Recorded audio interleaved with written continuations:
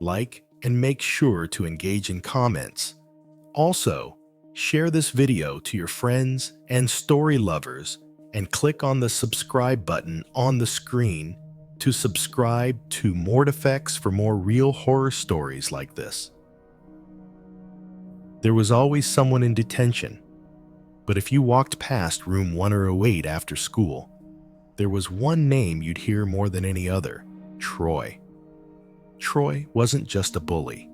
He was the kind of kid who made it his life's mission to break people, not just physically, but mentally.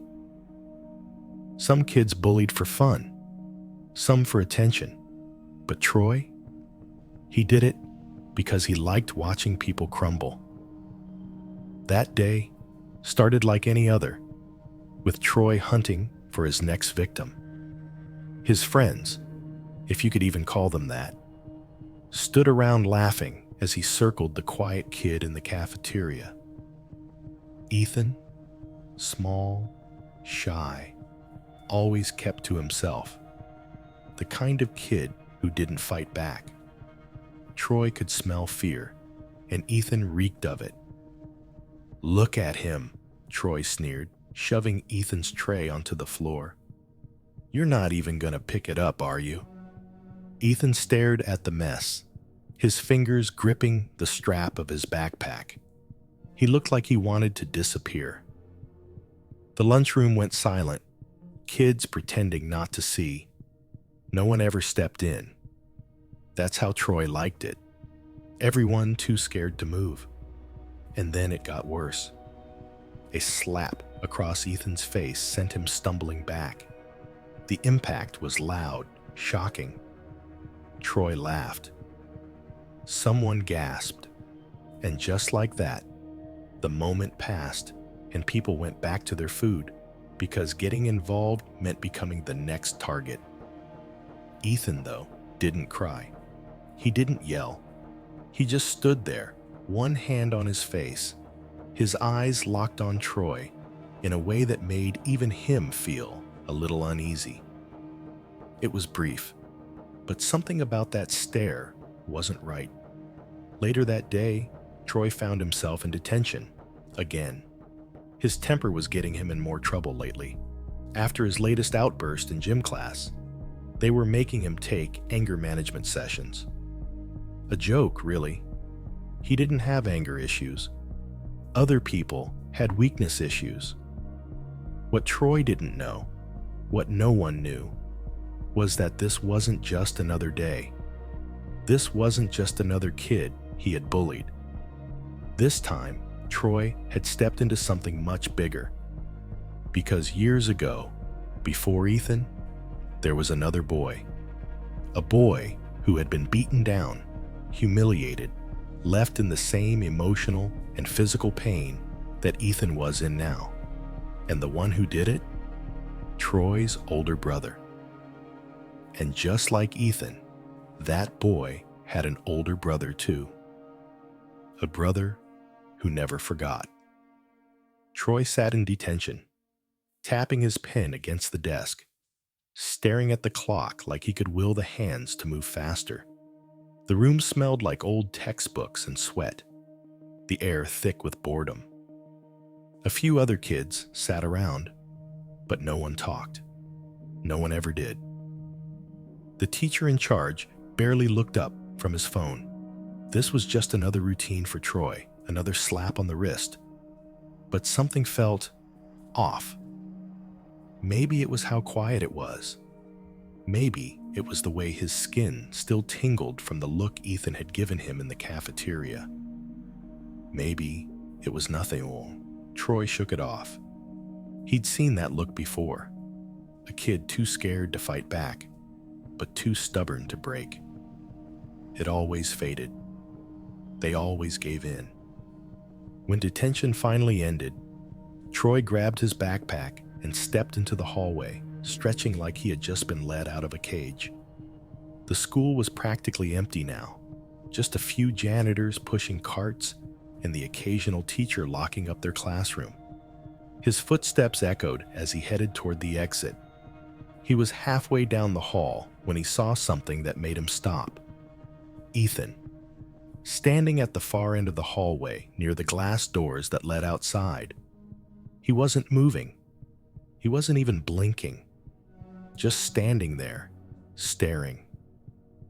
Troy smirked. "You lost, nerd?" Ethan didn't react. Troy took a few steps closer. "Oh, I get it. You're waiting for an apology. That's cute." "Nothing." The lights flickered overhead. Troy frowned. That stare again. Something about it felt wrong. It wasn't fear. It wasn't anger. It was something colder. And then Ethan did something that sent a chill up Troy's spine.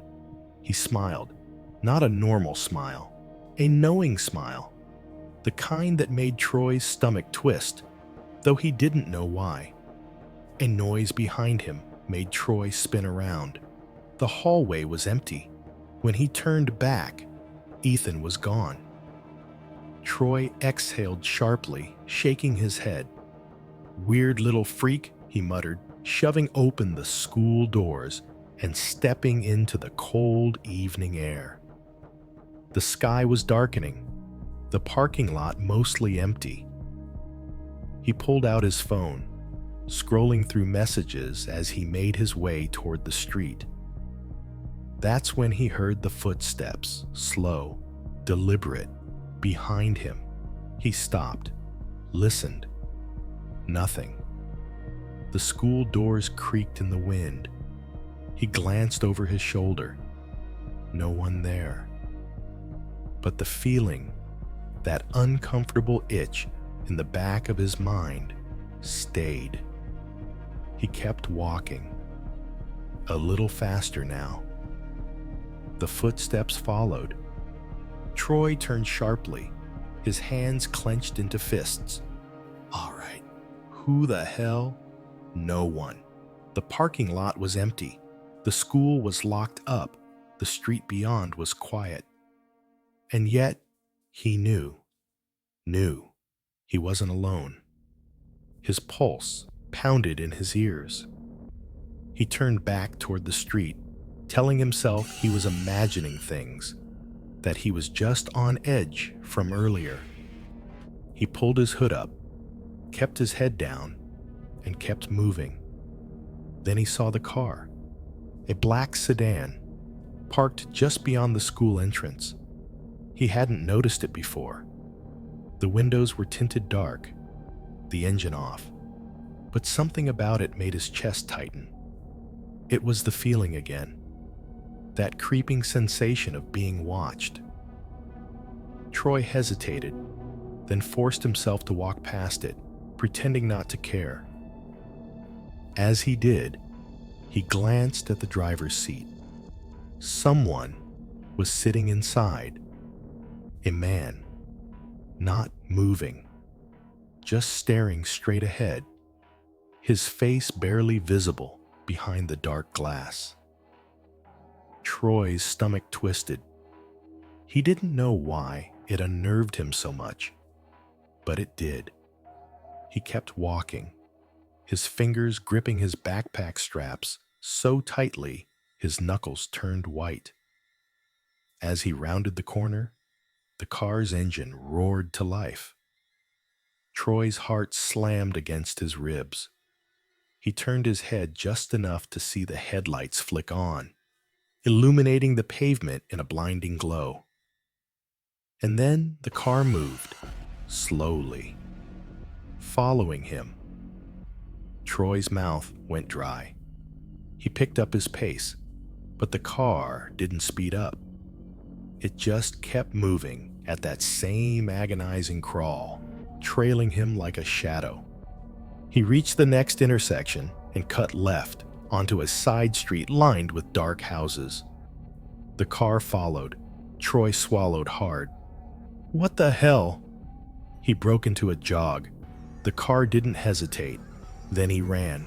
His breath came in sharp bursts, his sneakers slamming against the pavement. He cut through a yard, jumping over a short fence, barely noticing the dog barking in the distance. His house was just a few blocks away. If he could just Tires screeched. Troy's stomach plummeted. He turned a corner and the car was there, parked at the end of the street, waiting. Troy skidded to a stop, his lungs burning. How? How did it get ahead of him? His phone buzzed in his pocket. He yanked it out, hands shaking, his screen lighting up with a text. Unknown number. Don't run, just talk. Troy's heart nearly stopped. Another message came in. Unknown number. You don't remember me, do you? His breath hitched. His fingers trembled as he typed back. Troy, who is this? 3 dots appeared. A response was coming. Unknown number. You hurt my brother, just like your brother hurt mine. Troy's vision blurred. His throat tightened. Another message. Unknown number.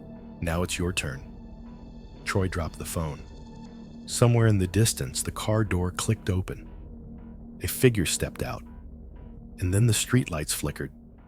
Troy turned and ran. Troy sprinted. His lungs burned, his legs ached, but he didn't stop. He didn't look back. He didn't dare. He just ran. The streets were too quiet. The world felt off. Every shadow seemed darker. Every sound seemed sharper. The car wasn't following anymore, but that didn't mean he was safe. Something was out there, watching. His house was close, just a few blocks away. If he could just make it inside, lock the doors, call someone, then he heard it. Not footsteps. Breathing. Close. Too close. Troy's heart nearly stopped. His instincts screamed at him not to look, but he did. A figure stood beneath the flickering streetlight behind him. Tall, still. Ethan. But not. His face was blank. His eyes, black holes in the dim light. His mouth curved into that same chilling smile. Troy felt something shift in his gut. Something primal. This wasn't just some kid from school anymore. This was something else. Something that shouldn't be there. Then Ethan took a step forward. Troy ran. He shot across the street, nearly tripping over the curb. He tore through a neighbor's yard, his breath coming in ragged gasps. The air felt thick, suffocating. The world felt unreal, like he was running through a dream. No, a nightmare. His house came into view. The porch light was on. Safe. It was safe. He sprinted up the steps, nearly smashing into the door. His hands fumbled for the keys, shaking so badly he could barely grip them. Then he heard it. Footsteps. Slow. Measured. Coming up the steps behind him. No time. Troy jammed the key into the lock, twisted, and shoved the door open. He threw himself inside, slamming it shut, locking it. Deadbolt, chain, everything. Silence. His breath came in sharp, uneven gasps. He pressed his back against the door, eyes squeezed shut. Safe. He was safe. Then, a knock. Soft. Gentle. Troy's stomach twisted. Another knock. Then a voice. Low. Calm. Amused. You're just like your brother. Troy's blood turned to ice. He forced himself to turn. Slowly. His hand trembled as he reached for the peephole. He didn't want to look. Every instinct in his body screamed at him to run, to hide, to pretend he hadn't heard it. But he had to. He had to know. He pressed his eye to the peephole. Ethan stood on the porch. But it wasn't just him. Behind him, in the shadows, stood another figure, taller, older. The resemblance was unmistakable. Ethan's brother. Troy's stomach dropped. The pieces snapped together in his mind like jagged shards of glass. The past, the beatings, his brother, Ethan's brother. It had never ended. It had never been forgotten. This wasn't about him. It never was. It was revenge. A generational reckoning. Troy staggered back from the door, his breath ragged. He needed to call someone. His phone buzzed. A new message. Unknown number. Open the door, Troy. We need to finish what your brother started. His chest tightened. He could feel the weight of their eyes through the door. Another buzz. Unknown number. We don't need to break in. You're going to let us in yourself. Troy's hands were slick with sweat. He clutched the phone so tightly it felt like it might crack. Another message. Unknown number. Because deep down, you know you deserve this. The lights flickered. The knocking stopped. Silence. Then, a click. The sound of a door unlocking. Not the front door, the back one. Troy's breath hitched. Then, footsteps. Inside the house. And the lights went out.